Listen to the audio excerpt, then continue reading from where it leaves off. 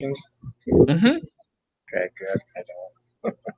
20 years ago, in a galaxy far, far away, came the game Front Office Football.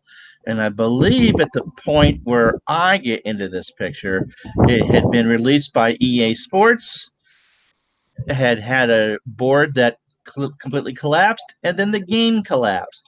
But at some point around that time, we're talking a general manager football sim, I ran across a gentleman by the screen name of BYU 14, who I would later find on Facebook and friend, and then not think anything of it for the longest time until someone by the name of Al, Red Sox fan, said, "Oh, this gentleman's doing a boxing game. You should get to know him." Okay, and so I realized that I was kind of friends with someone with the same name, but it's who knows, who knew. And so lo and behold, I'm going doing it, picking up people from the community and realize not only am I friends with my guest tonight, but I've known of this guy for 20 years and did not put two and two together. Anthony Crooks, how are you? I'm doing good, my friend. Way back when I had hair and you probably had more hair. Oh, I certainly had more hair. And just goes to show that in the gaming community, it really is a small world. No, it really is. And it's funny when actually you kind of put it together before I did. We exchanged our screen names for Front Office Football. And I still go there periodically and check in on the community. But yeah, very, very small world in this community. So it You was know, an awesome tie in. like I went to look at this, like, well, we have 31 mutual friends. Like, how the you're not family? How the hell did we? Oh, yes, we kind of are. So shout outs already to RF and Dale and Al and the OGs in the house tonight, along with Bobby Catalano. So you've been involved in gaming for a long time. Obviously, you were doing. I went back and watched your first YouTube video tonight too, and it's kind of ironic that the first thing you show off is payoff pitch, considering. So I'll start with that. What connection did you have to sideline strategies before you started producing the game? Quite honestly, I hadn't played a board game in probably 30 years. And uh, I don't even know what happened. I was browsing on YouTube, and I think it might have been Stratomatic Delaware's channel I ran across. And he was playing a board game, and I'm like, I remember that.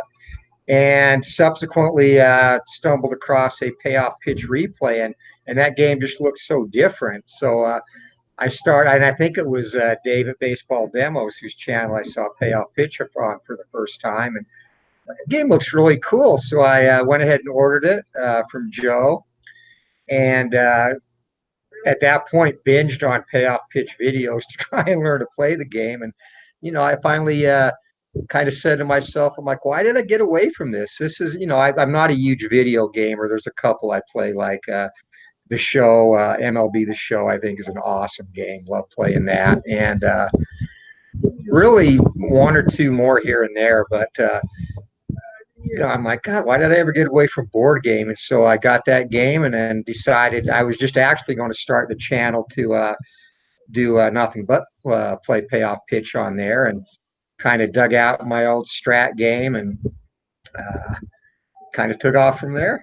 It really is MGD, multiple game disorder, isn't it? How you doing, Rob? With the exclamation point. Dinah's mother from another mother, or brother from another mother, and Dave Gardner is with us, and he's wondering what planet you are and that it's not raining. The planet of Arizona, where it is actually not hot right now either. It's beautiful. It looks very pleasant, that's for sure. Let's see. Is so you go back gaming a ways. You talked about Strat in your introductory video, and obviously I knew you from Front Office Football. Um, so what game until you decide to and design your own game? What type of gaming did you enjoy? Really, prior to that, like I said, I hadn't played board games in forever, and I'd started designing Glory Days Boxing before I actually started playing board games again, because I'd wanted a boxing game that basically revolved around dice, something I wanted to play, and that was really my only intent originally. Prior to that, it was mostly sports simulations. I did play front office series. The college years, which I wish you would do a remake of, was Yes, absolutely yes, my favorite yes, of the series. yes. Played the I mean, devil out of that one, much more so than the pro ones. Absolutely. oh, I got multiple, many times more hours out of the college game, and I just love college football in general. And that and high school football are my two favorite sports. Obviously, coach high school, but college to me is just a better game than the NFL. So, it was mostly around football simulations. I did play some football manager or soccer manager, which I think is a very deep simulation. And of course, after I stopped playing the board game title bout, which, Jim Trunzo was a huge influence on me in terms of gaming. Respect him a ton. I still think Title Bout is one of the greatest board games out there, and played that a lot as a teenager when I was actually still boxing. It was many nights I would get home from the police athletic league gym, and after working out, and play Title Bout until wee hours in the morning. So, and I also played the Title Bout computer game as well. Great simulation, and that's pretty much most of my gaming revolves around sports games, with the exception of the Fallout universe, which I like a lot too. Oh, okay, okay. That's cool. Everyone's talking about the weather. So you're from Utah, right? Yeah, actually, I was born in England, Oh, and were you? was.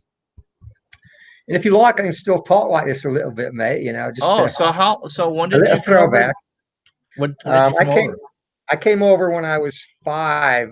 My mother and father had gotten split up, and believe it or not, missionaries had sponsored us to come to the United States. So that's how we ended up in Utah. And growing up, one thing I remember about the accent, which obviously I don't have anymore, is I got teased relentlessly for the accent. So I In Utah, I bet you did. the one nickname they called me was Beetle Boy because that was in the late '60s. So, and I had the haircut and everything. So I worked hard to get rid of that accent, and unfortunately, by the time I was a teenager, I realized how much girls loved that accent, so I it was would think gone. so. I But mean, I would still conjure it up if I met a girl I didn't know to get points. So yeah. if Rod Stewart didn't have the accent and could sing, do you think he could get any woman, especially when he was younger? That man was just fugly. No, and especially not Rachel Hunter. All right, so you've kind of taken the Bob Hope journey here. Born in England. Did you fight as Packy East or Packy Mule or whatever that he fought at? Because he was a fighter before he got into vaudeville. I did not know that. Yeah, Bob Hope, right? yes, Bob Hope, Yeah. not Okay. Rod Stewart. Yeah. Now I did know he actually boxed, and didn't know the ring name he used though. So Packy, Packy I know something or that another. does Maybe. sound familiar. I was actually looking at a website the other day about celebrities that you didn't know had boxed, and obviously Mickey Rourke, everyone knows, but I didn't know people like Bob Hope had, and a couple others too. Yeah. And yes, Rob, it is windy there. If that's coming through and interfering with the sound, I can go inside. No, right now it's not too bad. Not too bad. And I can tell you're in Arizona because you have a rock lawn. Right. When I lived in New Mexico, only the people with money drove the lawns in the summer and removed them. They planted on Memorial Day and ripped them up by Labor Day. Quite honestly, that's my favorite thing about living in Arizona, because in Utah, growing up, I had a backyard so big we actually could play baseball back there with legit home run fences, and it would take me Wow. 3 hours to mow that thing. So yeah, Oh. I'm good with rocks. So boxing and football obviously are your sports, because your other passion is you've been a high school football coach for how many years? 30 years now. 30 years. And there was a little bit of an intermission in between too. So it's been more than 30 years since you started. Yeah, actually started first year coaching was 1987 at the age of 24. Okay. And the exception of a couple of seasons every year since. And so what got you into doing that? Basically in terms of coaching, I had been out of playing for a few years and just missed the game. I had played the game since I was 10 years old up through high school and then a little bit of JC as well. And just been away from it. I missed it. And I got into coaching with the idea that I was going to go and be some big hotshot coach and show everyone how it's done. And I learned real quick how little I actually knew about the sport, despite the fact I had played that long. It, and even now, there's a lot that where I coach now. The head coach is actually a young man that I coached in high school, and he kind of drew me out of retirement to go back and work for him to help build this program. And his brother's on the staff who I also coached, and we're bringing on another player I coached. And they all say the same thing. It's an eye opener when you go from one side of the clipboard to the other on how much work coaching is versus what they see as a player. And Oh, I had the same experience. so are you more of an offensive guy or a defensive guy? I've done both, primarily offense. At the school I'm at now, I'm the offensive coordinator, and I spent that's probably been the majority of my experience. Coached every position over that time, really, with the exception of defensive line. Even a couple of years coaching offensive line, even though I'm obviously not that size and never played there. But primary positions I coach. In addition to OC, now I coach the quarterbacks, and on defense I coach the secondary, which is where I played. Okay, so that was my next question. So you were corner or safety? I played safety, and I love defense. I played on both sides in high school. I also played receiver. I really hated playing offense in high school. I just really like to hit people. So, Well, that kind of goes along with the boxing. What got you into that? um, same thing. They built where I lived in Salt Lake. I lived a little west of Salt Lake, or a suburb of Salt Lake on the west side. Actually, believe it or not, Utah has a couple of rough neighborhoods, and I lived in one of them. Really? They really do. We actually had gangs too. And they built a police athletic league. I think the impetus behind that was to get at-risk kids to get involved in boxing. And I would pass it on my bike, and decided at the age of 15 to give it a shot, and enjoyed it. I fooled around with it, gloves in the neighborhood and whatnot, but actually enjoyed doing it. I actually didn't mind getting hit in the face back then because I was young and stupid, and did that for a few years. No interest in getting hit in the face now. I would think not. We are kind of older and wiser now, or we at least pretend that we are. How far up did you go in that? Just all amateur. I think I mentioned yesterday, actually, someone asked for my boxing card. I did qualify for the state Golden Gloves one year. Lost in the first round, unfortunately, to a kid who it seemed like he won every year his weight class, and I drew him in the first round. And I was 0 for against him. I fought him a couple of times in one-on-one gym club meets as well, and had no answer for him. He thrashed me all 3 times we fought. What weight class did you fight at? I fought initially. I started dropped weight actually to get down to 156, which is junior middleweight, and ended up at 165. And after football season, I'd usually play at about 175, a little more. I'd have to cut weight at the end of football season to get down to that too. So that's interesting that you did both. Which did you enjoy more?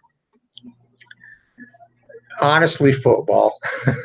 I would have played that year round, and I love boxing too. And more than even fighting, I love the history of the sport. I'm a big, really boxing and baseball historically going back to the late 19th century, early 20th century. Spent a lot of time researching both sports in those years. Just a big history buff of the games. There's quite a few of you that I'm friends with that just love that early 20th century time in sports. I mean, when you were on ID Jester's channel to do this kind of chat, you talked a lot about Jack Johnson, as a matter of fact, being one of your favorite boxers, and a lot of your dry runs and showing off the game on your channel featured Jack as well. What's the draw to Jack for you? Um, God, that's a great question, and really a multifaceted draw. I think, one, he still to this day is probably, and the style of fighting was different back then. You had more of the parry and a lot more clinching, but he was, to me, pound for pound, or at least among heavyweights, um, he still is a top 5 or 6 fighter of all time in the heavyweight division, in my opinion.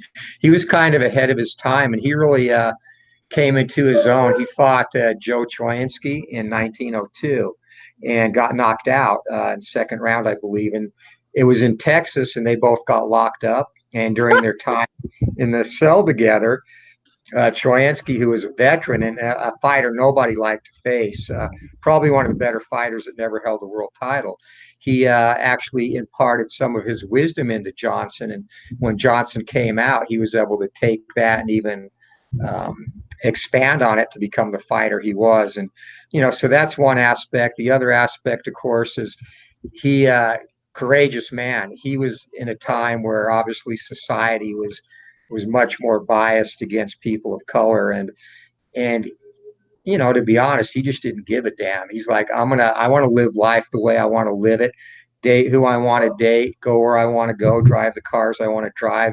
I guess you could almost compare him to an early 20th century Floyd Mayweather. Okay. He was not quite as obnoxious as Floyd, maybe, but he was a Renaissance man, played musical instruments, and he just refused to subscribe to the theory that as a Black American, his place in society was at a certain level.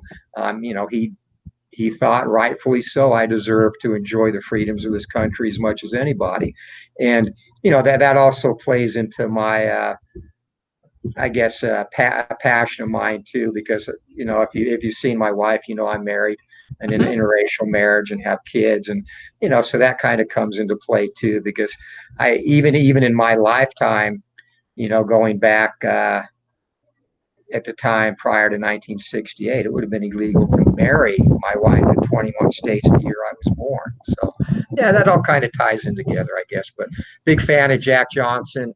And if you really like a good book or a good documentary, I would recommend his the biography about him, Unforgivable Blackness. Excellent book. Excellent book. Now, I'll be honest, it was her that I recognized that connected me to you from the FOFC community, because she popped up in a chat. I think that Al dragged me into or whatever. And so I recognized her. Like, and that's a small world. So there you go. So you grew up. She's much more memorable than I am anyway. So. Not well. You're both equally memorable. You grew up a little bit, a couple years. You have a few years on me, but certainly in the golden age of Saturday, Sunday afternoon television with boxing on. Who did you enjoy watching in the 70s and 80s in your formative years? Number one, Danny Little Red Lopez. He was a featherweight, actually from Utah, but born in a rural community in Utah.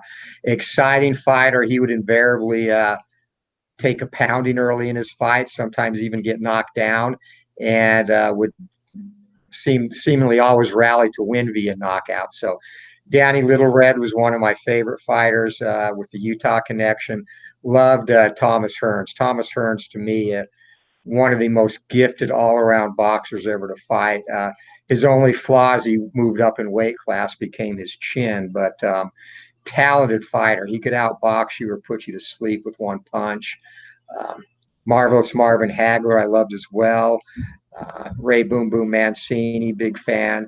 Actually hated Livingstone Bramble when they fought, but I've come to respect Bramble and like him as well. So, yeah, a ton of fighters that I really just enjoyed watching. And, even Hector Camacho, his personality grated on a lot of people, but to watch him and the speed and the subtle movements, defensive abilities he had when he was young and in his prime, incomparable in terms of a defensive fighter. So, who was your mentor at the Police Athletic League? Who would you credit for helping teaching you the sweet science and all that?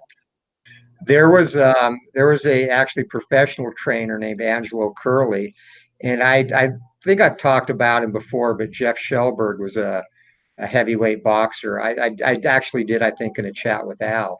And Angelo Curley was his manager, or not manager, trainer. And he would sometimes come around to the Police Athletic League I boxed at because it was close to their gym, and kind of do seminars, work with some of the fighters. And again, running into them at the restaurant I worked at as a busboy at that time too. I told a story about how I shadow boxed in front of Jeff when he was in there having breakfast, probably annoyed the hell out of him. But yeah, Angelo Curley was a very knowledgeable trainer, and he'd come in and I would just be, drawn spellbound when he was talking and give us instruction. So big influence for me there. And what about football? A lot of it, that's kind of rare for someone to want to play defense, where all quarterbacks or running backs or wide receivers, and you wanted to be Paul Krause. And right team too. Good job, Rod. Oh, that's right. I forgot. Yeah. Honestly, then I like the violence on the defensive side of the ball better. I think in turn, and it's really ironic. I played there, and I've been primarily an offensive coach, but just the ability to hit, and it was really a chess match, recognizing formations, and even when I was a teenager, we had the 8mm film that would invariably break during film sessions. Coach would stop, tape it back together, rerun it. I used to love to watch film, always have, and just studying opponents and trying to figure out what they were going to do. That was the excitement for me. Besides the violent aspect of playing defense, is the cerebral aspect as well. So, for all your things with the football coaching, did you ever actually become a teacher? I mean, obviously, as a football coach, you are a teacher, but as in go in the classroom teaching? I actually never did. I've been blessed in both states. I coached a year in California too, but predominantly Utah, Arizona. You don't have to be an on-campus coach, so you can be, they call it a paraprofessional.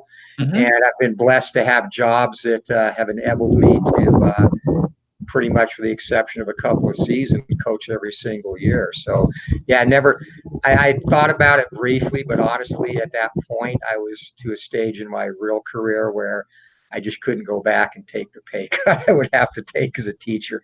And teachers, in Arizona, and I'm sure everywhere, really are underpaid, in my opinion, for that responsibility that they're entrusted with to really grow and mold our young adults. Before I ask about sports, time machine asks you if you've ever heard of Willard Bean. Willard Bean? Yeah, Willard Bean. No. Okay. It's probably someone I should know. So yeah, Mike, who is that? I don't know. He just asked if you'd heard of a boxer named Willard Bean. I know the other, and about the time I was where Jeff Shellberg was really big in Utah. He lost to another local heavyweight, Tony Pulu, who was a very tough Samoan fighter, and really a fighter probably he should have beat, but Tony had his number twice. And Jeff's biggest win around that time period was a win over Ron Stander, who was a pretty good trial horse, a gatekeeper throughout the 60s and 70s for the top heavyweights in the division. But those were the two local fighters that come to mind the most. Okay. And so what career didn't you want to walk away from? Oh, I've worked for the last 30 years in the medical insurance industry. That's a hard one to work, yeah. Yeah. And again, currently I work for the state of Arizona in their Medicaid planned operation, and really enjoy what I do there. I officially a provider liaison, so I educate doctors. I'll go out and speak at forums and help with escalated issues, and I get to telecommute, so I go into the office once a month and work from home the rest of the time. You really have a rough life. You got a gorgeous wife. You've got a hit game. You go out and help people all the time, and you get to work from home. Really, really rough. I honestly am blessed. I sometimes have complaints, but I shouldn't have any. So yeah. All right. So 11 months ago, you announced that you're coming out with that you're creating Glory Days Boxing. You've also been working on a baseball game, which I would have thought, especially watching the start, the first couple of videos on your channel, that would have been the one that came out first. Glory. So, did you really go from concept to publish in 11 months? I actually started working on Glory Days Boxing almost 2 years ago. Okay. By the time I got really serious about it, yeah, 11, 12 months is probably right. That first year was really a lot of experimentation, trial and error. I changed the card format 5 or 6 times. The mechanics, I went from 1D20 to 2D10, and a whole bunch of stuff during that first year, just trying to find something that I felt flowed well. So the serious development was about a year, correct? What was your impetus to create the game? I really, again, I've expressed my love for Title Bout and always will love that game. I just wanted a game that I could play with dice, basically. And Title Bout, is fast action cards. I wanted a dice game, and I wanted to add a couple of other elements. At the time, Title Bout 2 had not come out when I started developing this, so I wanted to add the traits, which I felt kind of enhanced the game, and some different mechanics I was looking at too, with a lot of boxing games. And there's some very good ones out there besides Title Bout. Legends of Boxing is an awesome game as well by Gary Brown. But one thing I wanted to really capture with Glory Days was not just that one fighter controlled the action every segment of the fight. Obviously in boxing, sometimes they get in there, they get in the pocket, they go toe to toe. So that was a mechanic that I wanted to incorporate as well. And really a knockdown knockout system that could pop up at any time during the action as well. And the other thing is, I'm not a huge fan of games with a lot of charts, and not that I don't play them. There's a lot of great games like Status Pro Baseball Advanced, which I play, has a lot of charts. But I wanted to also get a simple game where you could resolve most of, if not all, of the action off of the boxer's cards. And they're very creative cards. Obviously, some of the research you did by memory from watching fighters, but walk us through the process. How did you do the research and decide to distill that down to numbers? A lot of hours on BoxRec, researching fighter records. I go back and thankfully boxing is one sport where you can go back and watch a video of Jack Johnson. He's got a few fights up on YouTube. So watching fighters when I could on YouTube, studying how they fought. And full disclosure, I'll give credit to Jim Trunzo. He released a very informative piece of literature about things to look for when rating fighters of his game, and so I relied on that a lot as well, and on his wisdom. I consider, Jim is a friend of mine, and also I consider him a mentor and inspiration as well. So kind of tying all that in together to come up with my own takes on the fighters and how they should be rated in terms of defensibility, offensibility, power, ability to stay on their feet when they absorb a punch, that type of thing. Okay, so as you put together the first 102 fighters to go with the game, because you did release Sonny Liston and Larry Holmes as an add-on after the release, and I'm grateful for that actually, because I'm a big fan of Larry Holmes. Who surprised you the most that you thought maybe wasn't as good as you thought or was better than you thought? I know you've got a wide variety of different range of boxers in there, but like two, maybe a couple that surprised you both, either and better than you thought or worse than you thought. David Tua, and I know Rob, if he's still in the chat, has a couple of fights of his up on his channel. As I dug into David Tua, he really, to me, is another fighter who was probably one of the better heavyweights that never became a lineal champion. And tough guy, big power, and could really maul you. He was a very destructive inside fighter, and he just really could never come up big in that one defining fight that would give him the title. But Tua is one.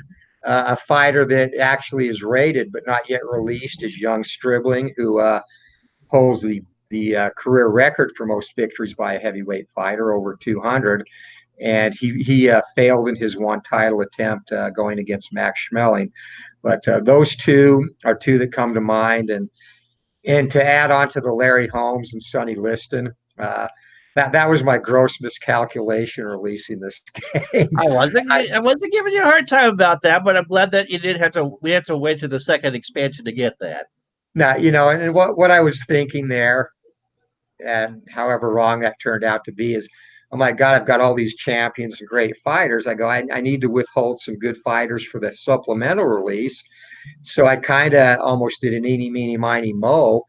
And Holmes, Liston, and Jack Sharkey, and also Jess Willard were the four champions that kind of missed the cut.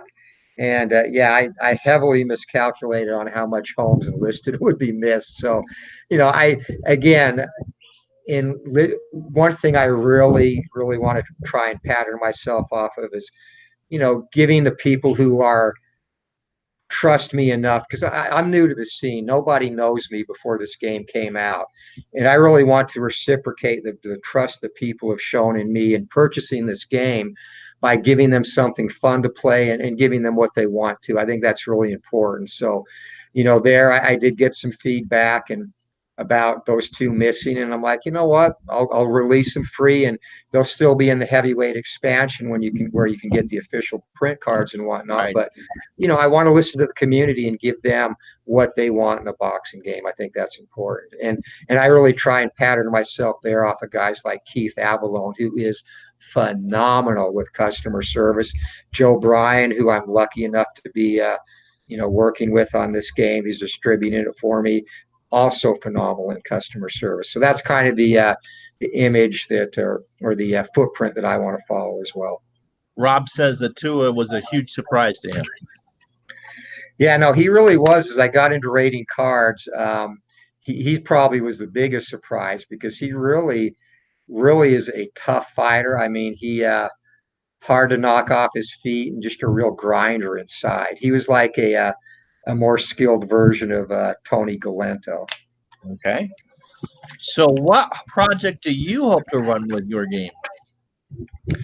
Actually, I'm going to start. I kind of started it in the giveaway yesterday. I'm going to do like I guess a career, if you want to call it that, simulation, where I've taken the first 41 boxers by year that they actually debuted in real life and started a universe with them.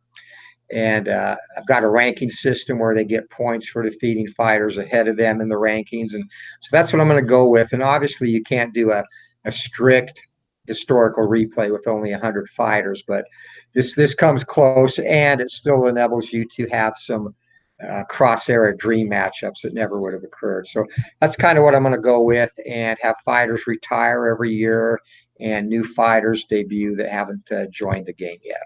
Remember, you could still find them over at the title bout boards, the universes that people set up. And of course, with the computer, it's a lot easier to sit there and do all that. But just doing the same things that you talked about, starting from the 1890s and moving forward. Just absolutely fascinating. BJ Wanlin wants to know, as we're going to change the subject for just a minute, what's your favorite Cubs team other than 08, 69, or 16? Cubs are my second team, and a lot of that just has to do with the fact that they were kind of lovable losers for so long. So taking away 69, 16, and 08, probably the 1932 team led by that was the team that Babe Ruth called his shot against in the series off Charlie Root, I believe. Yes, it was. They were probably the last, well, before 69, the last really good Cubs team that graced the city of Chicago. Well, 45 won the pennant. Of course, it was a war team. Yeah, but you kind of have to take into account the Warriors there, because during the Warriors you had the St. Louis Browns winning a pennant too. The lone time. Dale, who won a print copy of the game, by the way, Asks if Wilder can be compared to Tyson. Great question. And Wilder is a work in progress. I don't think, I mean, he demolished Dominic Breazeale, which I expected. Breazeale got lucky to get that title shot. So what I'm looking for, I think Wilder eventually could be. He still has some holes in his game, in my opinion. He gets off balance a lot. He overextends himself. He can be hit. You watch his fight with Gerald Washington. I think Gerald Washington gave a very good blueprint to beat Deontay Wilder. It was a blueprint that Tyson Fury kind of followed. And I think if they ever meet, which they should, that should be their next fight. If Anthony Joshua gets past Ortiz, it would be a blueprint that Ortiz or that Joshua follows. I think Joshua is a better pure boxer than Wilder. Deontay Wilder has as good of one-punch power as probably anybody who has ever fought. That right hand is lethal, and that's the wild card in his fights. You know, Fury outboxed him 10 of those 12 rounds. Fury absolutely dominated him in terms of pure boxing, but those two knockdowns, earned Wilder the draw. And he had a couple other good rounds as well. But I think Wilder is somebody who right now isn't rated as highly as he probably will be. And that's another thing with these active boxers like Wilder and Joshua. I will release updated versions of their cards. But what I'm looking for right now with Wilder is to have that truly defining fight where I can say, yeah, he's worthy of getting boosted up to, say, the elite level of some boxers like, maybe not Tyson's level, but some boxers like Evander Holyfield, Lennox Lewis, etc. You obviously care deeply about boxing. If you were commissioner of the sport, what changes would you make? I would absolutely eliminate every single boxing governing body I mean, hey, mine releases next week. I've signed a cat, but I know where you're going with that. You're going to get me on a rant now because go right ahead. The WBC, WB, IBF, IBO, WBO, WB, what the hell? All money whores. Okay. One organization, they have the regular heavyweight title, they have the elite heavyweight title, they have the diamond title. It's crazy, and all it is sanctioning fees. These guys they don't give a damn about the sport. They want money for sanctioning a bogus title fight so that some guy can wear a cheap $100 belt on his waist that they can sap half of his purse. I hate them, as if you can't tell. But that would be the first thing. I would make a universal boxing governing body, and I would do it. You would set it up so that the fighters had a pension plan, insurance benefit. Fighting is a tough game, and you know what? The game sucks fighters in, and only the elite make that money. Otherwise, it chews you up and spits you out. So, you know what? Take care of the fighters because they go out there and put literally their lives on the line to entertain people, and take care of them. Set up a plan where they have something after they retire. You take care of them with benefits, and it's fair. And if you do that, people will buy into that because that system will have a credence in the community. People will take it seriously. It'll be reputable. And all these bogus organizations that don't care about anything but sucking money off of fighters and discarding them will eventually fall by the wayside. So sorry about that, but that's how I don't know. That's a great answer. What about the endless pay-per-views? Why should I be paying $50-$60 to watch people I don't really know? And you shouldn't. That's another thing is, that we talked about the heyday of fighting in the 70s. Wide World of Sports, every Saturday almost would have either a championship fight or a fight with top contenders or top prospects. You want to talk about getting the public's interest in boxing stoked. I think a good start is the PBC on ESPN. Mm-hmm. I think they've done a great job. They've had some great matchups.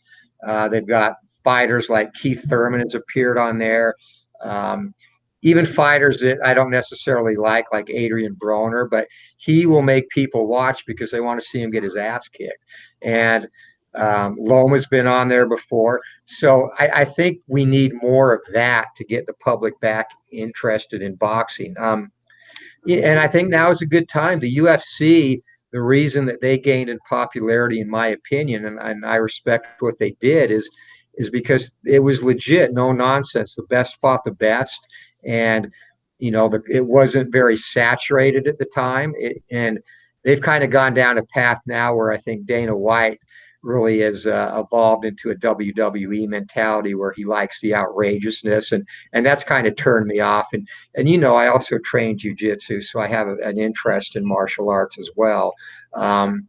But I don't watch a lot of UFC anymore for that reason. I think it's taken the respect out of the sport the way it's starting to run now. So I think boxing can and should try and capitalize on that. So how do you get parents to sign off on their kids going to fight, knowing that the primary objective of the sport is to beat each other up?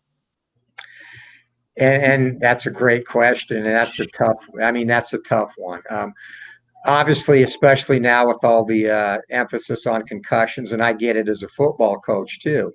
You know, you go back, concussions weren't a problem back when there were leather helmets. Not as big a problem. You know why? Because people didn't lead with their head.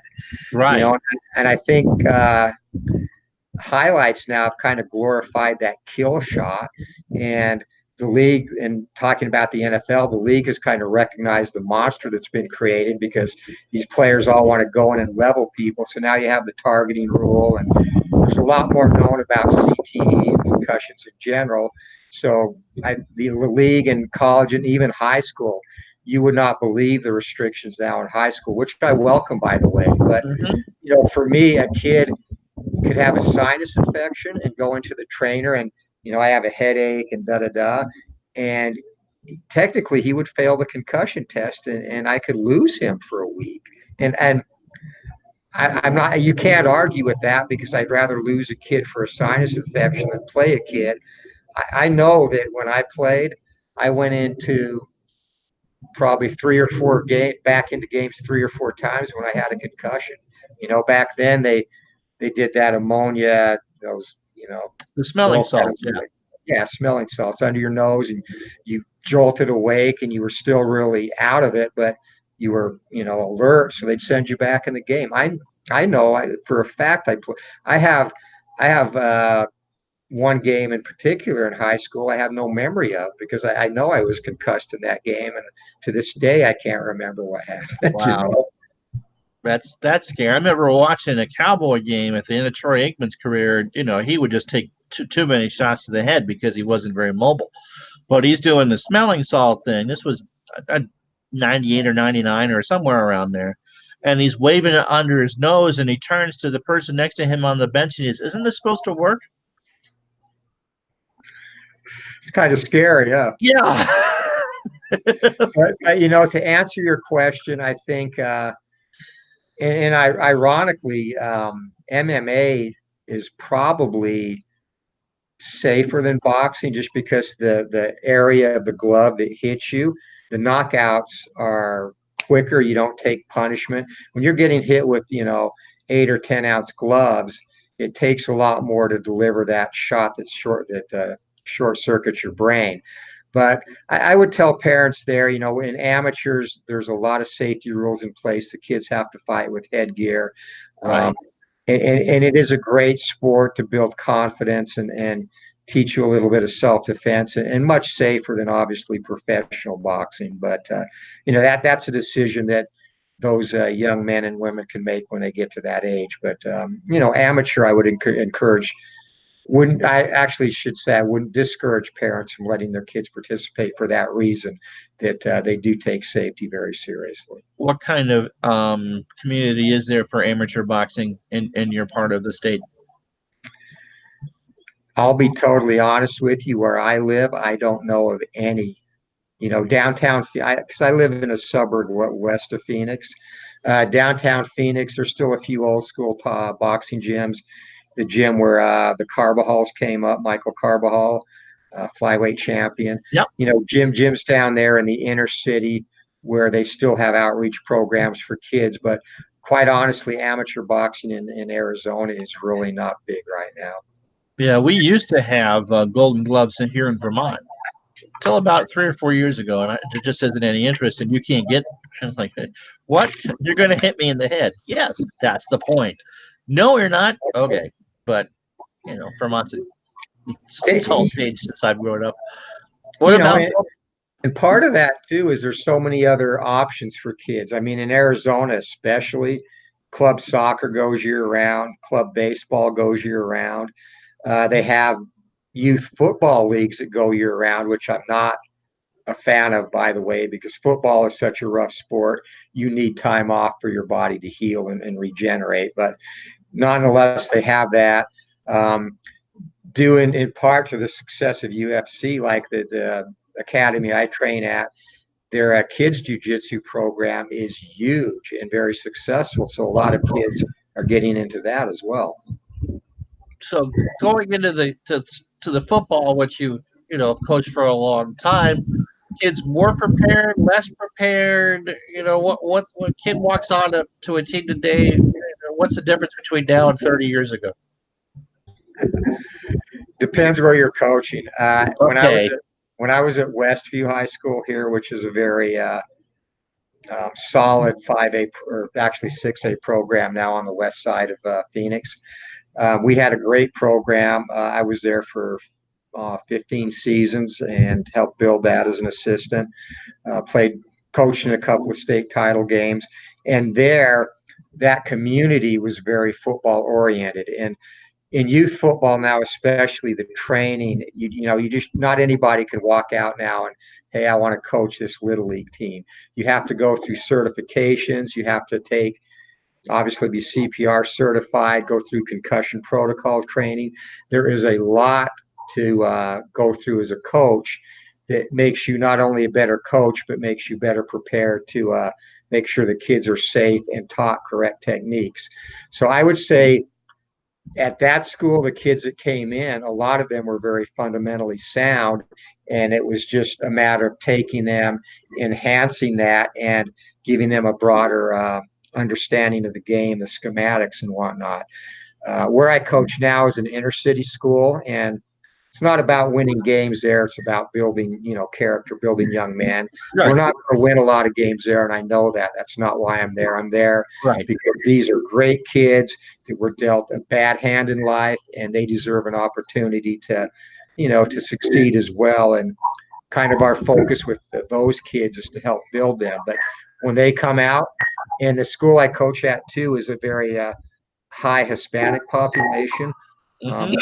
We have a kid on the team who is a phenomenal athlete who last year as a junior didn't speak a lick of English, so and even now he's better, but I still have to communicate him in my broken Spanish at times, but he had never seen football. And a lot of these kids, they come out as juniors and seniors and have never put pads on. So you're almost teaching them like they're freshmen in terms of the fundamentals of the game. So, big difference just depending on where you're at. Cardinals a big deal for those kids? They watch it on Sundays? In that school, not so much. Okay. It's amazing. We took the kids to a spring practice at ASU earlier, and some of them had never been out of their neighborhood. Wow. We took them to a place, I don't know if it's anywhere else, but a place called Raising Cane's, and all they serve is chicken strips. And the kids were like amazed. They're like, that's all they have is chicken here? And it's good chicken. And, they'd never seen one before. So, yeah, it really depends on the exposure. At Westview, that's very close to Cardinal Stadium, actually. So those kids, a lot of them do go to the games to follow the Cardinals, yes. Dale asked to change the subject again. Dale asks a very good question. When do you think a youngster should turn pro in boxing? Turn pro? Turn pro. I would honestly, if it was my son and he wanted to be a professional boxer, I would ask him to wait until he was at least 21. One, because I want him to be comfortable making that decision as a man who has a bit more, experience in life and in the world. And I don't think as a teenager, especially as a teenager, where a lot of your brain really is still developing. I know a lot of fighters in other countries turn pro at 16 and 17. I don't think kids should be taking shots to the head without headgear at that age. That's my opinion, right or wrong. USOC help with developing of amateur boxers still, or has that kind of just become a black sheep? The amateur program in the U.S. is struggling, but they're still involved, and I think I think an overhaul has to be done there. I mean, really, amateur boxing, we talked about it in our communities. I think as a whole, it's kind of dying in the U.S. You look at the heyday, the 1976 Olympic team was probably the apex of amateur boxing. And, it stayed steady into the 80s, but it's kind of been on a decline since then, I think. Yeah, I mean, it used to be that when NBC got the Olympics, they would have a channel dedicated to boxing, and that's not the case anymore. And I don't think that will be the case for Tokyo next summer. No, I agree. I agree. All right. Mr. Mike says, I had the chance to interview Johnny Rods at Gleason's famous gym and Larry Sharp at his Monster Factory. He knows that you're an old school wrestling fan. Yes. Johnny Rods, old school wrestler and a very respected trainer. I'm sorry, who was the other one? Larry Sharp with a D. Is he related to Iron Mike? Is he related to Iron Mike? Well, we'll find out after the delay. pass. No, Rots is very respected. He was kind of a mid-card guy, I think, primarily in the Eastern Territories. I believe he was in the WWF for a while, but very respected. The type of wrestler that you need in a federation organization to be effective. He makes the stars look good and very technically sound. Sometimes you need that. All right, so walk me through what you learned most doing the game. I mean, you did well enough that you didn't have to self-publish it, which is what most people have to do for their first or second games. I mean, the Trunzos did that until they got the deal with Avalon Hill and Sports Illustrated, which put Title Bout on people's bookshelves. I mean, walk us through it. What made you want to continue to do it? What pitfalls did you run into? That sort of thing. As I indicated, I kind of started out, I had not intended to release it, and I threw it up on the channel early. And at the time, I don't believe Title Bout 2 had come out, and I wasn't really aware of some of the other boxing games out there. So I kind of got an inkling, well, maybe I can, run with this and see if maybe it gets enough interest to one day I can release it. And man, was I naive about how the whole process let me tell you something. I totally respect anybody who publishes board games. I mean, just kind of the biggest eye opener to me was getting, pulling all the pieces together. I mean, getting dice from one place, boxes from another place, decals from another place, finding a printer was probably the biggest pain in the butt. The first printer I went to was a local one here where I live, and had great reviews. And I went to them and can give me yeah, we can do that. I got the estimate back. There is no way I would have sold a single copy of the game having to charge what I would have had to get my money back. Yeah. And charge. And I just really, I think the big lesson is just perseverance. It's discouraging at times. There were times I just wanted to say F this, maybe I'll just give people free PDFs, and because one, you're never going to make money. This isn't a career. Let's be honest. It's a hobby. And if you cover your costs and make a little bit of change, take your wife out to dinner here and there, you're doing well. Maybe people at the level of Keith Avalon, and I don't even think it's a career for him, but I think he has enough out there and enough product and enough time in the game that he does well, that it can be one of his primary focuses. But for most of us, no. It's Hal Richards is another one. I mean, that's his living, but Stratomatic has been around forever, and it's the godfather of these games. But for most of us, no, it's just a hobby and a passion, and that's kind of what kept me going. Like I said, I'd get discouraged a lot by, oh my God, I got to do this and this and get this, get paperwork done with the state to get licensures and whatnot, and finding a printer that's going to give me a reasonable estimate. And it is discouraging, but the fact that I love the sport so much kind of kept me going there through the rough times, I guess. And so hopefully you can take your spouse out to dinner. Yeah, no problem. But Probably. and I was blessed. I mean, I'll be blessed. All praise in the world to Joe Bryan. I mean, I kind of reached out to him, and the big Tell us daunting thing. tell us who he is. Oh, Joe Bryan is the creator of Payoff Pitch. His Okay. website, sidelinestrategy.com. And the last big daunting obstacle for me was creating a website. I'm not the most technically savvy guy with computers. I mean, the basic stuff I'm real good at, but building a website was intimidating to me, and that was a real daunting task. And as I got along in the process, I'm like, I'm going to reach out to a couple of people and see if they might distribute it. Reached out to Joe and didn't hear back from him for a while. I'm like, he's not interested.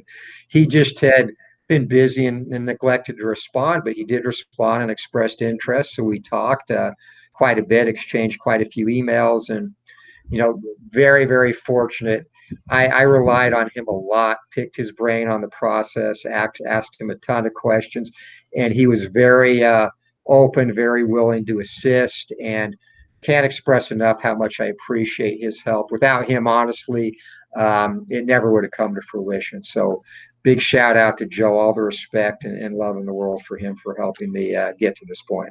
That's awesome. Of course, he's got a sumo wrestling game out there as well, which and we've talked too, because I've also got in the preliminary stages, on design documents now, a wrestling game that's going to mirror Glory Days boxing, and he's expressed interest in that as well. So that's definitely a project that I plan on working with him on in the future as well too. But yeah, super guy. I even spoke to Keith Avalone on the phone for an extended period one time, and he offered a lot of pearls of wisdom too. So really, just the people in the community are very helpful, and again, just can't say enough about how much assistance they've given me. and we've kind of reached the golden age of sports board gaming, kind of in an odd sort of way, because we have so many computers and easier ways to do things. To have, here you go, here's you have all these games available, and you're now right here with it. And I think part of that is that most of us that play them are in that golden girl age range too. Yes. Oh, absolutely. And that's, and for me, I think I can't speak for other people, but I think for me, when we were kids, we didn't have video games. That's what we had, was the board games to play, and it kind of brings back a little bit of nostalgia there. It was such a big deal. I had the Mattel football one, the white one, where you could run the football. Everything was a run. So it was Big Ten football. And my best buddy in elementary school had the green one, which was Mattel football 2. You could pass. And it was so amazing to sit there and watch the little bleeps go back and forth, because you could, it's just a whole other world. Dale asks if you've met any of the fighters that you've carded. I've met Jeff Shellberg, of course, who will be in the supplement edition. I have briefly met Tex Cobb. Really didn't engage with him, but on Facebook, I communicate with several. James Quick Tillis, I have had correspondence with. Lamone Brewster, had correspondence with as well. Leon Spinks and his wife. So there are a few there through social media. Greg Haugen, who I thought was a real prick back in the day, by the way. And you know what? He's still got an edge to him, but I respect him because he is one tough SOB. And you know what? He tells it like it is, and sometimes you need people like that. I felt that way about Leon Spinks, but. So, at functions and stuff, dinners, there've been or boxers there for autographs, like Tyson and whatnot. But you don't really have time to interact and get to know them. It's just hi and thanks for signing, blah blah blah. So have you talked with any of them about the game? I mean, is it like an alumni? You talked a little bit about not really an alumni association for that. Anyone you could talk to about that, maybe to help clarify some things if you have questions. I'm afraid to talk to any boxers in the game, like Lamone Brewster's in there. I'd be afraid they might get mad with their ratings, and I don't want to have to answer to them for that. So there's no Doug Glanville or Keith Hernandez to argue their fielding ratings, right? No, not at this point. I don't know if any of them ever come across it. They might shoot me a message, but yeah. Well, that would be wild, wouldn't it? That would be pretty crazy. I hope and don't think it would ever happen, but yeah, if it did, I'd have to defend my ratings. So you've released the heavyweights, and you've released a couple other that you'll put in the next print edition. What else are you working on in regards to the game? I'm currently rating the lightweight set, which I'm hoping I actually have out by. I'm shooting for beginning of August at the latest. I think I'll have it done long before that, potentially even by the end of June or early July. So that's going to be next. At that point, then I'll move on to middleweights. And then in the interim, too, I've been working on fast action cards. Actually, I sent the print version of the fast action cards to my printer today to ask for an estimate for a print version, to see if that would be something that I can logistically do. And really, if people were interested in getting a print version of the fact cards, which would be used only to determine control and to time the rounds with, I'd pretty much release those just enough to cover my cost, a real sliver beyond that. How did you feel when you tested those? Because you made a point of saying, I want results on cards. I want them dice driven. You talked a bit about Status Pro baseball at the start of this conversation. I was Dave Baseball Demos, who's a great friend of the community. I know that you actually did a Status Pro baseball game, and through no fault of Dave's, that would be a game I would never play. To have it take 5 cards to resolve one better.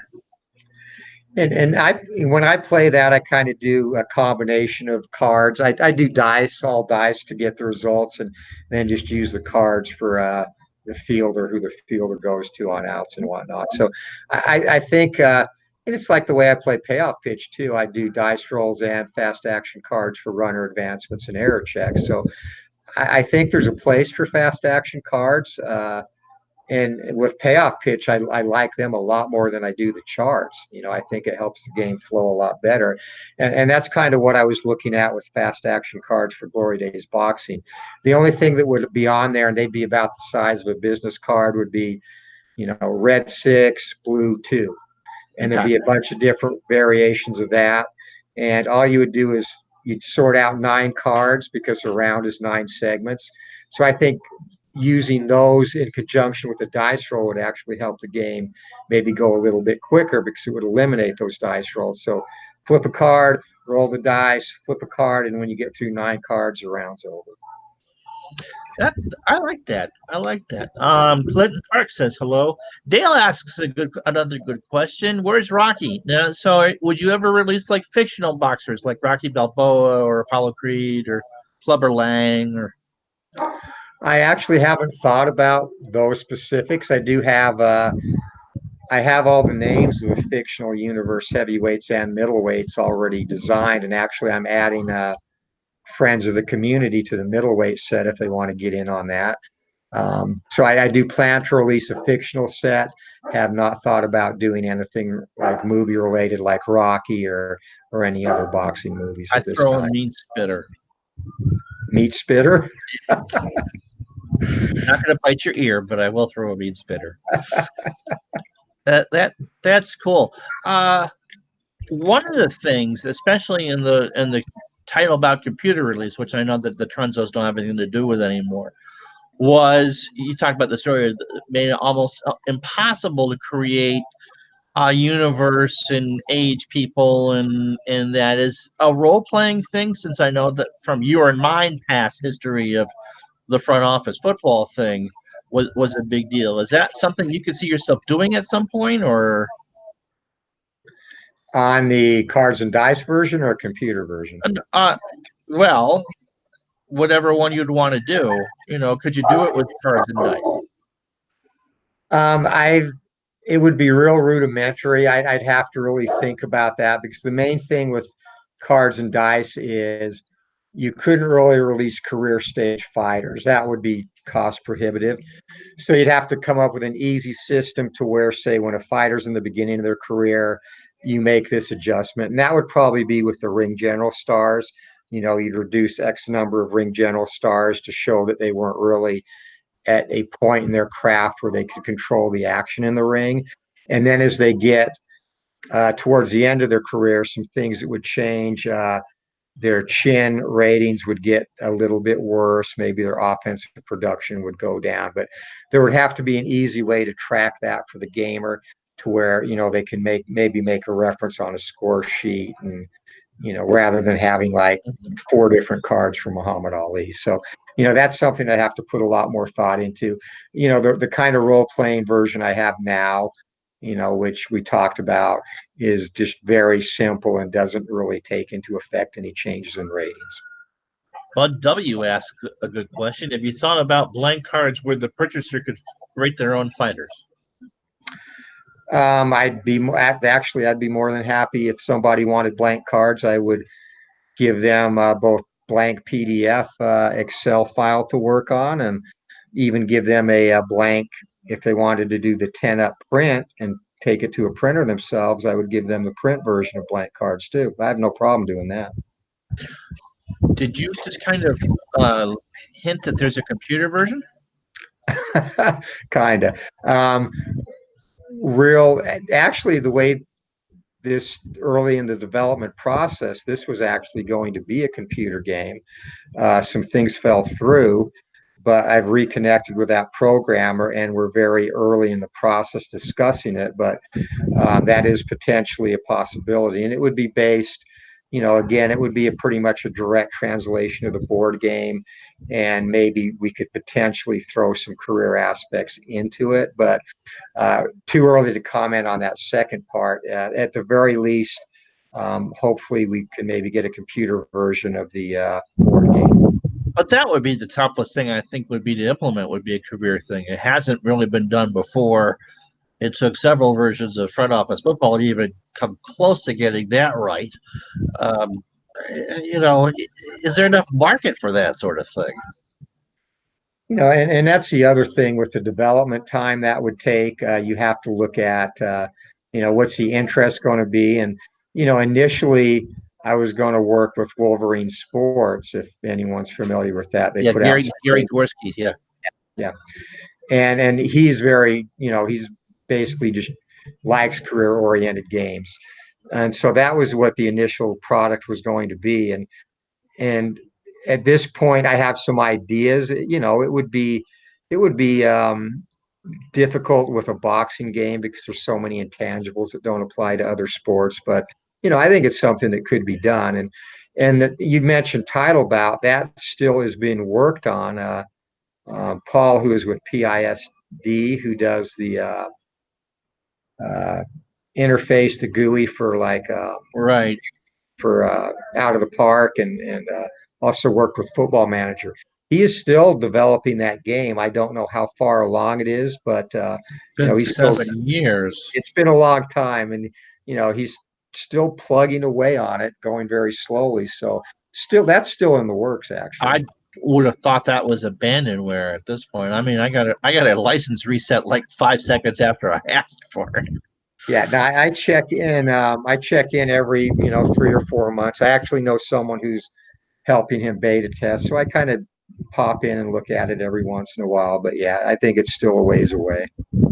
So news again tonight on that one. It's still not quite dead yet.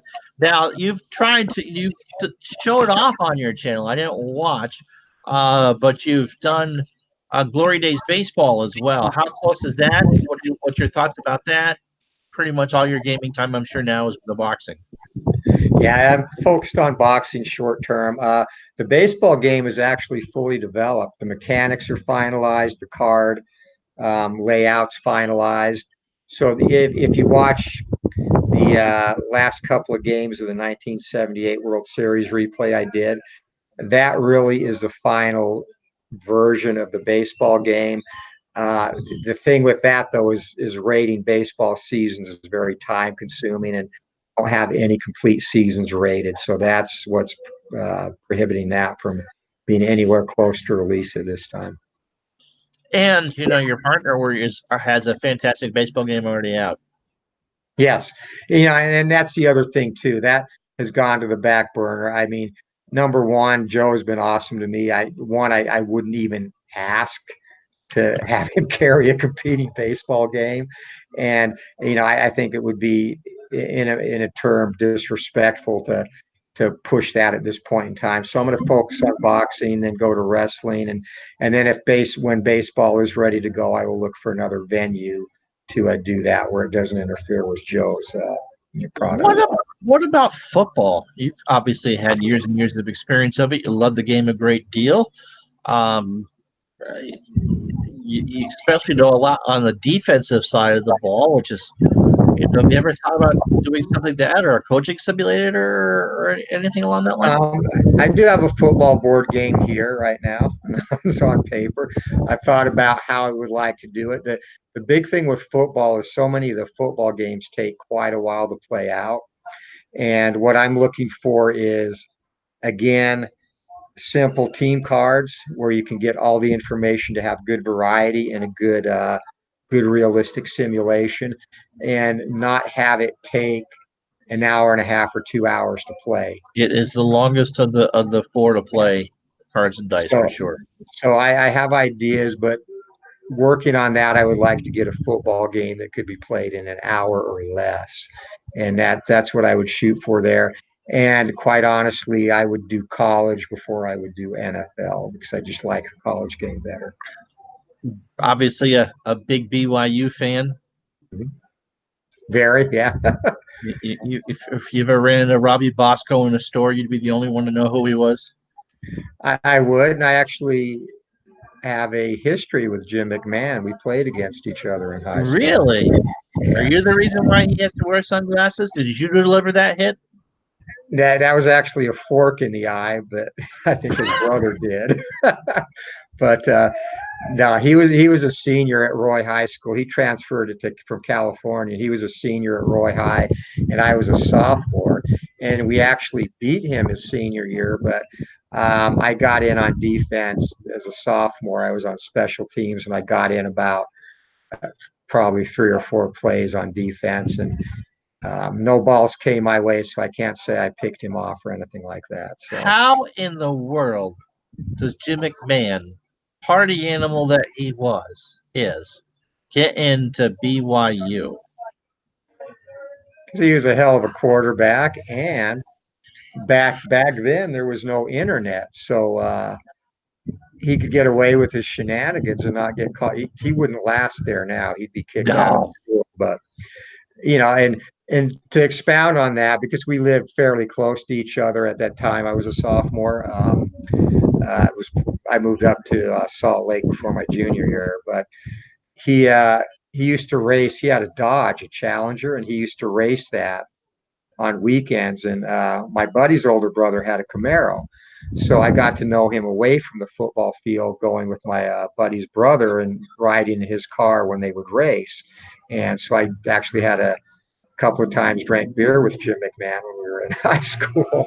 But yeah, he did stuff at BYU that they wouldn't get away with now, just because of the fact that there's just so much more visibility. But he'd been out drinking beer on the golf course. Would be on the golf course without his shirt on, which was a no-no at that because it's a religious institution, and basically didn't care. And it kind of showed after his final game. They just told him he could leave and never come back. They basically used him to play football, And it was only actually year before last that he finally went back and finished his degree at BYU. Good and for they ended him. up did. And it was quite a process, but he promised his dad, so he got it done, and they ended up inducting him into the Ring of Honor, which was huge because BYU fans absolutely love him. I would say, up there with Ty Detmer, but I think Jim McMahon is probably the favorite BYU football player for most fans of BYU. Did you get to know Merlin Olsen at all? I know he went to Utah State. He went to Utah State, and yeah, before my time, he was playing when I was a kid, so didn't know him at all outside of his TV show. Delivers Roger Ward. How are you? And we are both fine, enjoying this. You still got a sunny afternoon at 6:20 at night out there. Yeah, still Got nice. some shenanigans in your neighborhoods. It's nice and cool. How do you, with the heat in Arizona, how do you handle football practices early on in the year? It's rough, and quite honestly, if I was playing, I wouldn't play in this heat. I don't know how and I grew up playing in cold, so I guess it's different, but I'm amazed how the kids do it, honestly, because we have days of practice where it's 112 degrees, and Even in a dry heat, that's odd. it's a dry heat, but it's still damn hot. Um, the thing we have to do is just be real cognizant of the kids' safety. You know, we don't do any of that old school crap where you haven't played well enough to earn water. That would get kids in bad shape and us fired and sued. But What? You're not there, Brian? no, we we don't prohibit kids from water. We have water on the field so that during drills, during team periods or individual periods, they can drink as they need to, as they cycle between. We time our periods. We have normally our periods are 10 to 15 minutes. Every time they cycle between, they run off, get as rehydrated as possible, get in the shade, and come back out. So we do a lot of precautionary stuff to make sure we don't have any heat related issues because it is a real concern here in Arizona.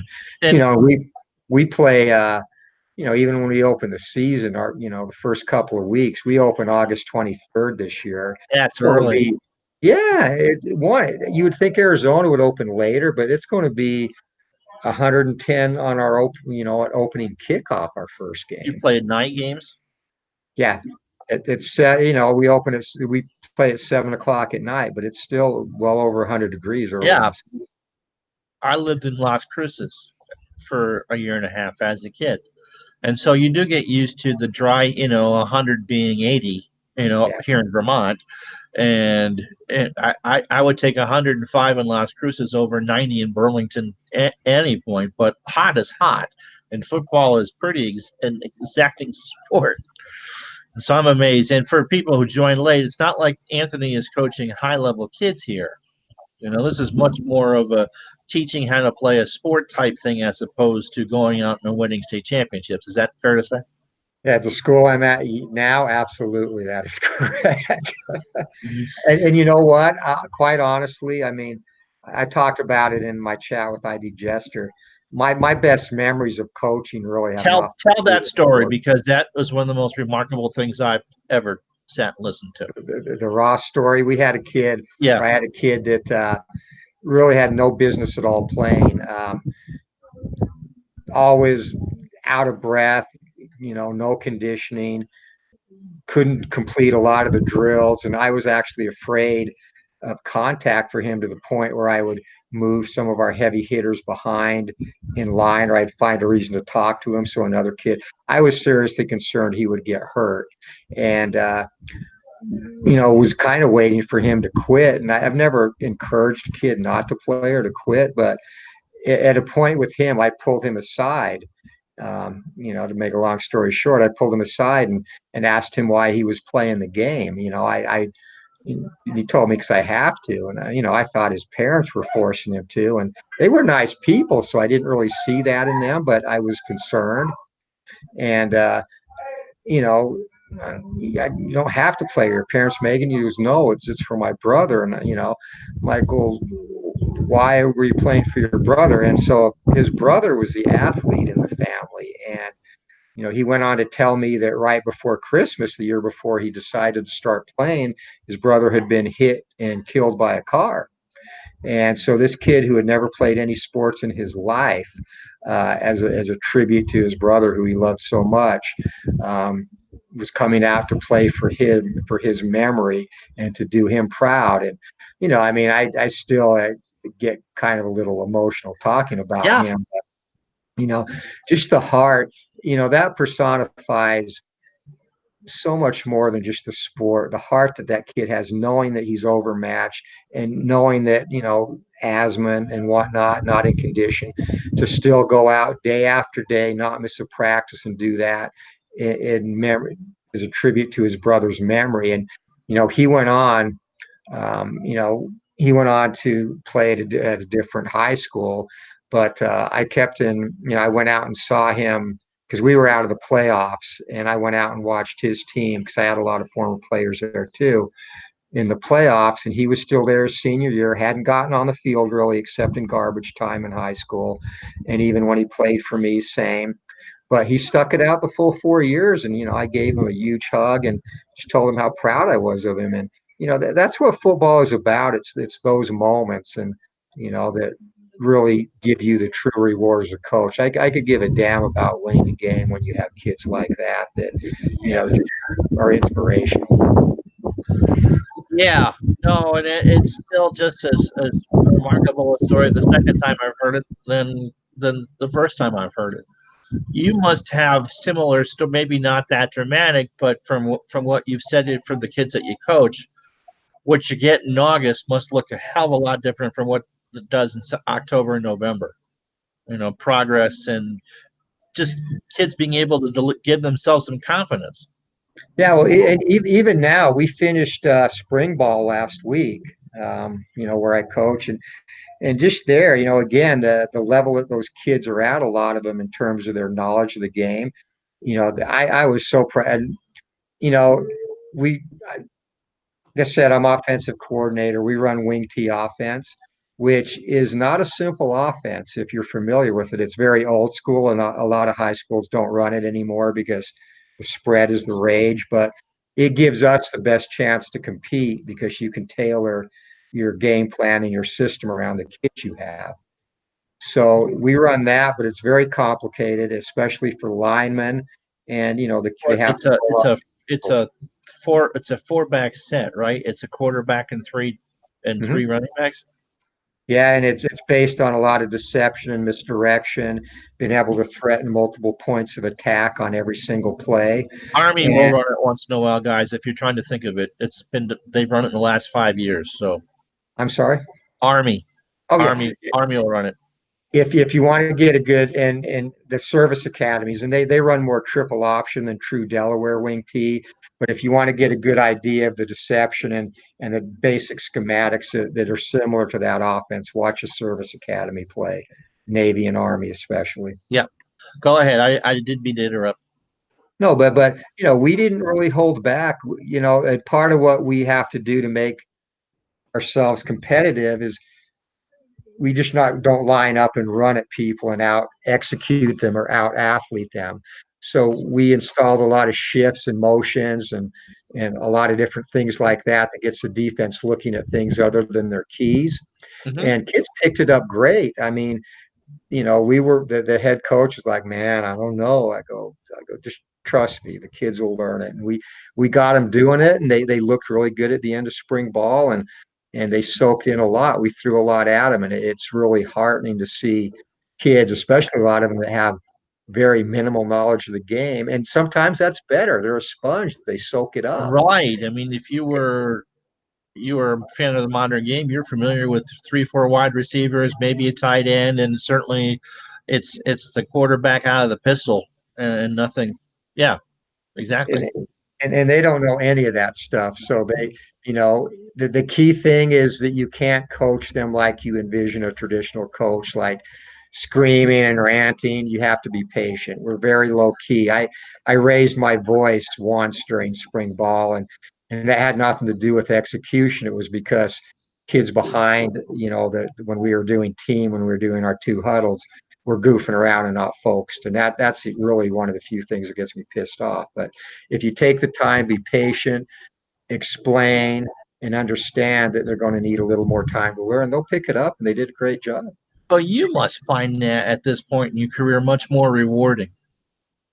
It really is, and like I said, I've done had been lucky to have some success, and now it's about building young men, and it is definitely a lot more rewarding. And these kids are as good as any place I've ever coached, and people that don't know think of that area and think thugs and gangbangers and da da da da da. Nah, these are kids that have the same dreams as any other kid, and in a lot of ways are more humble and more respectful because they have to work harder for it. They don't have a thing given to them. So. Exactly. Rob wants to know if you're ready to fight Al Palzer. If I what? If you're ready to fight Al Palzer. I live real close to the Air Force Base. Is that what I hear? I thought it was a dog. Yes. Now I hear it. I'm going to do a fight with him. I'm going to do he's in my universe, so he'll get a lot of fights in the videos I'll be doing in the future and the little career replay I'm doing. I know he's Rob's favorite fighter. Tell Rob he needs to match him up against Joe Grimm. Against Joe who? Grimm. Okay. Joe Grimm is the worst fighter in the game. We're tomato can extraordinaire. ID Jester joins us. He's outside tonight as well. Clinton Parks has woken up in the middle of the night in Wales to watch some of this. He's in Wales right now? He's in Wales right now doing his training for his new job. Good job. All right, so we'll throw this open now for some questions. If you got questions for Anthony, put them in the chat. Dale Lonsdale won the giveaway ID. So we'll get to your questions, whatever you have. And Wes, shoot me an email. You have my email, and we'll set something up, buddy. So yeah, so that's good. Does anyone come to you to want them to have you teach them how to fight? Boxing, not street fight, obviously. A couple of times I've done friends of mine I've done basic stuff with, but now my fighting experience, I've got a heavy bag out on the porch that I hit on occasion. In fact, it's right here. You can see that. Wow. So I'll do that, and that's about the extent of my training at this point in time. But yeah, I've done it in the past, not so much anymore. Someone asked specifically what suburb of Phoenix are you in? Surprise. So it's you're out there where the Cubs used to train. Yeah. Or the Rangers. Out here, Rangers and Royals, very close to that ballpark, and it's about 30 miles west of Phoenix. So far enough away to be nice. Yes, and it's where we live, minus the jets you hear there. Very, very nice, quiet neighborhood. Still a lot of farmland around us, so I love it out here. What do they grow out there? A lot of corn, roses, and a lot of fields just sit there full of dirt with nothing growing in them. Actually, I'm surprised that corn can grow in those conditions. That is probably the biggest crop around me. Roses and corn are the two biggest things they grow. You must have some good irrigation then. Yeah. There's definitely a lot of irrigation is I don't know where it comes from to get out here, but it's plentiful. When I lived in New Mexico, obviously chilies, because I lived near Hatch, and so you've heard of the Hatch green chilies. But the Catholic Church had a huge pecan farm, so we had pecan trees south of Las Cruces. So it can be done. So all right. You talked about expansions for the game. And actually with people in the chat too, so far after the middleweights, the big request has been for welterweights. So if anyone in the chat wants to chime in with what they'd like to see as the third fighter set to be released. We talked about that a little bit earlier. The baseball game is pretty much done. you go back and watch the last couple of his 78 World Series games, that's pretty much the system. How long did it take you to rate those two teams? God. and that's the biggest thing, probably for the baseball game, because right now I have to do it manually. I don't have a good data extraction process. It takes a good 3 to 4 hours a team. Yeah, I got part of the game done, and I found that was going to be the hardest thing, was the actual construction of the cards. I had the formula, wasn't sure if it was right or not, but just to sit there and put the things together, like, oh my God. Yeah, that's my son actually is going to try and do a program to extract data from Baseball Reference for me off the splits column, and so I'm going to actually get him some sheets to work with on that. But we'll see what he can do. Roger asks, BYU is coming to Tennessee this fall. Uh-oh, you and Bubba Husky are going to have a few words. Your Right. thoughts? Because that's an early game. I worry about it. I think BYU has a good chance, but they open against Utah, so they open with their rivalry game this year, which they're going to be hyped for. I know Tennessee has been down, but they still have SEC quality athletes. We don't.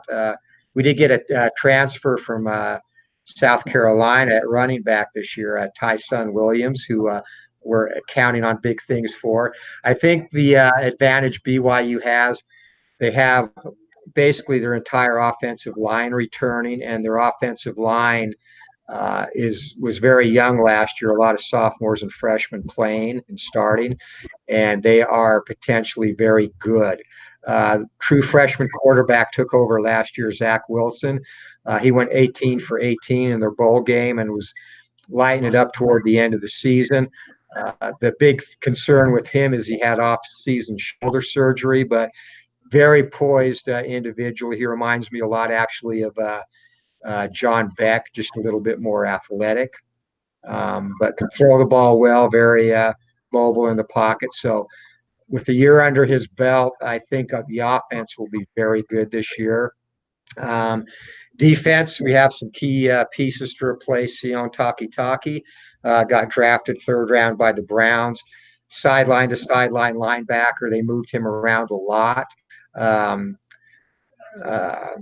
Corbin Kafusi also is gone. He was the Kafusi brothers. The Kafusi family is huge with BYU, and I actually played high school ball with Steve Kafusi, who was the D-line coach for BYU for a number of years. When I finished my high school career at South High, my junior and senior year, Steve was a year behind me, and the genes in that family are amazing. But Corbin is gone, and he was the big. I'm sorry, not. I think it's Corbin, but he was a big threat on the defensive line off the edge, and they moved him around in the Arizona game last year. They actually used him in a floating role to spy Khalil Tate, who was a very good, as you know, dual threat quarterback. So those are two huge pieces to replace. I know Tennessee, I believe, will be breaking in a new quarterback, if I'm correct. And our secondary was very young last year, and probably one of the potentially deeper secondaries BYU has ever had. A lot of good athletes back there. Defensive line, Kairos Tonga is very good. He's a very good one technique. I expect him to be disruptive in the middle. The real wild card will be how well the linebackers play. Again, replacing Taki, there's a younger Kafusi, Isaiah, who showed well at the end of the season. So a lot will be expected from him. We get Zane Anderson back, who plays the flash linebacker, which is the wide side linebacker. Very athletic, and he's going to have to play big as well. So I think we match up very well. I think that's a game BYU can win. How hard is it for them to recruit? Extremely. Yeah. You have a very limited pool of athletes because it's, you don't have to be Mormon to go there. I'm a huge fan of the school. I'm not Mormon. I would have played there if I had the chance. Probably would have got kicked out though. But that was a long time ago before conferences got super big. Yeah. And I wasn't Jim McMahon talent, so they wouldn't have put up with me for drinking beer anyway. But you have that limited pool because you have to sign an honor code, which means you abstain from stuff that college kids like to do: drink, have sex, and the honor code there at times can be almost Gestapo-ish because they actually encourage other students to snitch on you. And How the hell did McMahon survive that? well, back then, because again, it wasn't going to be publicized as easily, the coaches could kind of say, "Hey, come on, let's da da da. We'll talk to him." But and I think it's probably worse now with social media because you can Snapchat players drinking beer and you Yes. know so Twitter, hey, I saw so and so at a party. So it's a lot more out there. It's tough to survive there now, and you know there are still kids in the program that do those things. They just have to be extremely discreet. But that's the biggest thing is you lose a lot of athletes that you could normally recruit because they're coming from places where this is all foreign to them. And Provo, if you've been in Utah, Salt Lake is kind of a regular city. Provo is like a foreign country. you know? Um, Nice people, super nice people, nothing bad to say about them, almost too nice. But it's like going into a time warp where you step into a 1950s. It's like stepping into an episode of Happy Days almost. So it's a tough environment to thrive in for an athlete that comes from a place like Compton. you, you lose a good portion of your recruiting pool there. Okay. Not touching that one. I don't know how else to describe it. Bud WS, Freddie Steele versus Monzone. Who do you think would win? Wow. Carlos Monzon. I think he was a more complete fighter. Um, I think he's a fighter that could go with anybody. I put him in my top three middleweights. Have to put Hagler up there. Sugar Ray Leonard as well. Sugar Ray Leonard, I'm actually going to rate my game as a welterweight because I think he had the better uh, career period as a welterweight, but so many great middleweights. I think Steele can give Monzon a good fight, but I think he falls short in terms of level of fighter. Okay. What would Anthony, this is from ID, what would Anthony think is the most underrated heavyweight fighter, a real dark horse? Um, I mentioned David Tua. I think Yep. he's one of the better fighters. Young Stribling, I also mentioned. If you want to go back when I was talking about Jack Johnson, Joe Kolanski was he fought everywhere from middleweight, light heavy, and heavyweight, and nobody wanted to fight him. He was a ferocious puncher. I think he's generally overlooked because he fought so long ago in the late 1800s. But I think Cholanski is as good as any fighter of that time. Very underrated historically. In terms of champions, that's well, not underrated. I think Primo Carnera is not as bad as people make him out to be. Max Baer is a very talented fighter who I think just didn't love the game enough to take it seriously. I think he is one that could have been a lot better, and as a pure athlete and natural fighter, I think he's underrated because you just never knew who was going to show up to his fights. Tommy Morrison, I'd put in that class as well. If you watch that documentary on him, he was a wild man partying. And when he got knocked out by Michael Bent, he didn't really even train for that fight. He was kind of looking past it to a big money fight with Lennox Lewis, got starched in the first round. So Of the fighters that you haven't released yet, so the middleweights and the welterweights that you're working on, who surprised you the most? I haven't really started rating middleweights yet. I'm rating lightweights currently. Okay, sorry, So, yeah. and I'm only like 10 in, so I don't really think I have anyone who's jumped out yet. I've started rating them alphabetically. So, like Alexis Arguello, I know he's good. He actually probably is better as a featherweight, but I chose to rate him as lightweight. So, the guys I've rated thus far, nobody's really jumped out as better than I thought. Is there going to be a mechanism for those who did fight in different weight classes to go into different to fight that way?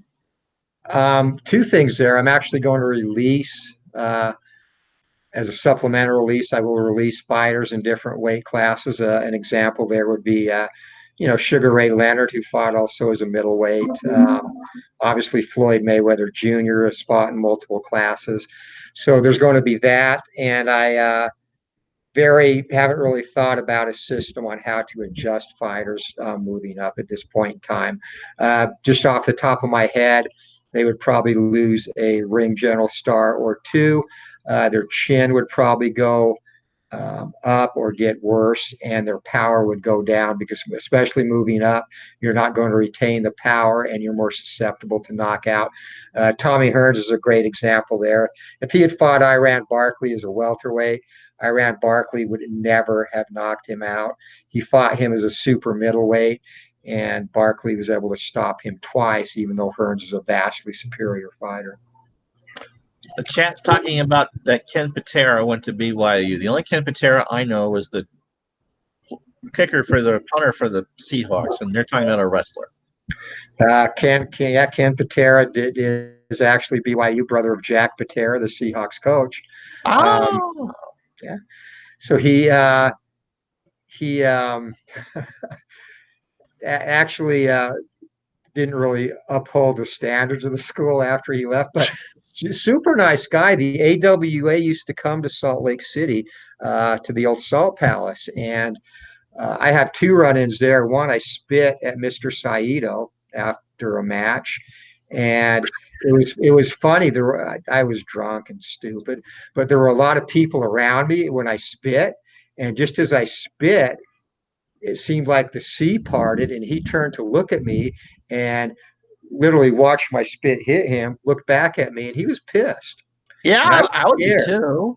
And he came toward the barrier, and I ran right back up those stairs super quick because he was a scary looking guy. So met Ken Patera and Jerry Blackwell, Jerry the Crusher Blackwell, after some matches, and they were super nice guys. So little bit of a brush with Patera there, nothing bad to say about him, but obviously he got in a little bit of a fracas with Mr. Saito, no less, at a McDonald's, where they both spent time in jail, actually, because they wouldn't get served. And I think Saito ended up throwing like cinder blocks through the windows or something. And it took like a dozen cops to subdue both of them.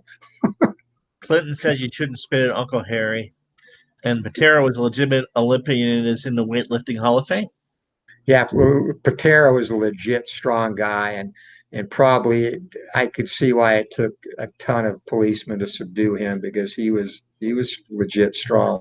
So are there regular fight cards in your area? Boxing?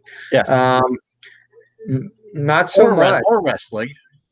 WWF comes through once like every year or two. There's UFC has been here, I think 3 times. They had a UFC fight night just about 5-6 weeks ago. Actually, I didn't get to go to it, but yeah, but Dana spells his money ESPN, so yeah, he does. And that's another thing. UFC inundates the airwaves now, but boxing, not so much. The last boxing card here was probably 8 months ago, 6-8 even months with the Hispanic community. Yeah, you would think there'd be stuff in the lower weight classes. You would think, and I think boxing is still popular here, but the the bigger money venues are just Vegas and the coasts. So, I mean, there's this hockey arena that no one ever goes out to. You'd think they'd want the dates.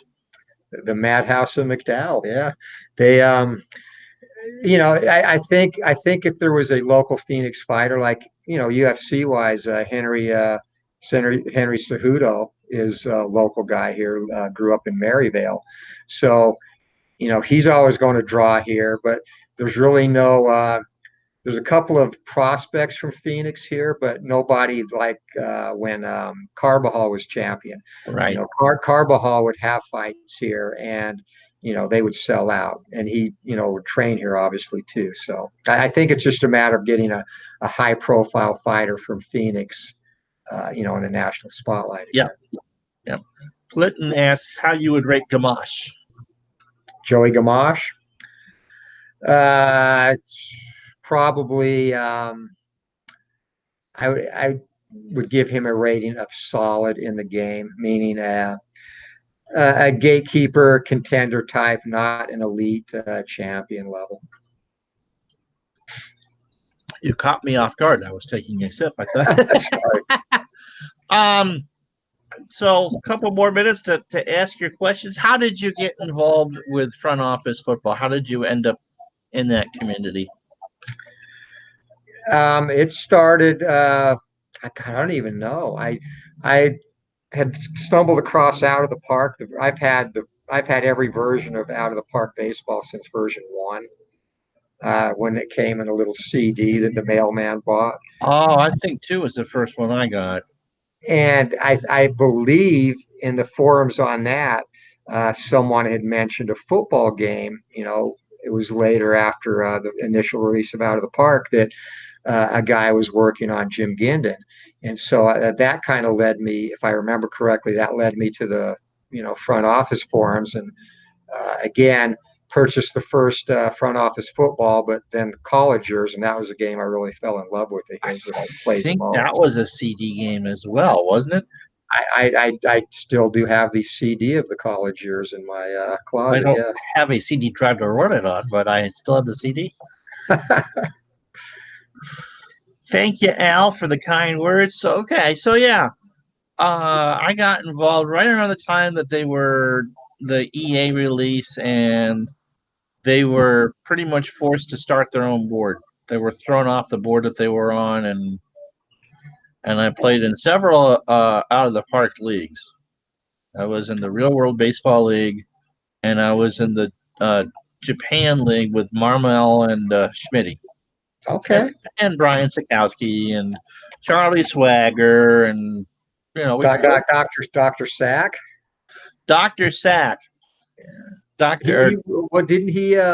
He was a high school official, right? Oh, I think he's like a D2 or 1 college official now. College official, yeah, absolutely. He's not a bad thing. And of course, one of the people that from that board is a pretty famous sports writer now. Not me. Who? Maple Leafs, Sean McIndoe. Oh yeah. He would do. We did the Real World Baseball League. He would do Bill Simmons. He did a whole bunch of impressions and was absolutely hilarious. And yep, now he's got hockey books. Have you met anybody from FOFC in real life? No, I haven't. I'm friends with Lorena and Kevin Heath, Dr. Chick and Kevin Heath and all that, and Fozzie's on Facebook. But I've met Macro Guru Dennis. Okay. We're of course big BYU fans, and he lives in Utah now, formerly in Buffalo. We've hooked up down here in Phoenix a couple of times. That's right. Yep. Rodney, ardent enthusiast, but he's calling now. He's also a coach too, like you. Yeah, when I went back to Chicago when our son graduated basic training in Navy back there, we hooked up with him because he was there at the time and got some pizza. That's great. He was all attired in his Tennessee orange, which he loves. So yeah, it's a good community overall. It is. I went over when Buck died. But that was the last time I was really over there. But yeah, no, it's a small world. Couple more questions if you got them, and then we'll let Anthony go. Sports Time Machine asks, can Gatekeepers beat 10 elite fighters of yours? I would say potentially. I mean, there are the one thing that I really wanted to see in the game was an occasional upset, and kind of an upset yesterday in the release fight. Again, it was due to a broken arm, but Tunney should have never lost that fight. But you never you have that random element where, the Douglas Tyson, where, that lucky punch can get through. And so, yeah, definitely it's a possibility. We almost had it with when I had the Teofilo Stevenson versus Ernie Shavers fight. Ernie Shavers lost a very close decision, and again, Stevenson broke his hand early in that one. But yeah, stuff like that can happen.